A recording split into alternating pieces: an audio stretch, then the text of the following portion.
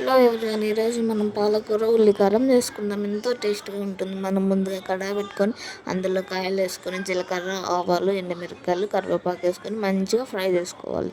ఇప్పుడు మనం ప్రిపేర్ చేసుకున్న ఆనియన్ పేస్ట్ని అందులోకి వేసుకొని మంచిగా మిక్స్ చేసుకోవాలి. ఈ ఆనియన్ పేస్ట్ ఎలా ప్రిపేర్ చేసుకున్నానంటే 2 ఆనియన్స్ తీసుకొని అందులోకి 2 వెల్లుల్లి, మంచిగా కారం వేసుకొని మిక్స్ పట్టుకొని ఈ పేస్ట్ అనేది ప్రిపేర్ చేసుకున్నాం. మనం ఇప్పుడు ఇందులోకి పసుపు, ఉప్పు వేసుకొని మంచిగా ఫ్రై చేసుకొని ఆయిల్ అనేది సపరేట్ అయ్యేంత వరకు మనం ఫ్రై చేసుకోవాలి. ఇప్పుడు మనం కట్ చేసి పెట్టుకున్న పాలకూరని ఎంత వీలైతే అంత చిన్నగా కట్ చేసుకోండి.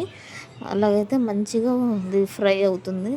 ఇప్పుడు మసాలా అంతా కలిపేటట్లు మనం కలుపుకోవాలి. మనం ఇందులోకి వాటర్ వేయాల్సిన అవసరం లేదు, ఎందుకంటే పాలకూరలో నుంచి వాటర్ అనేది రిలీజ్ అవుతుంది.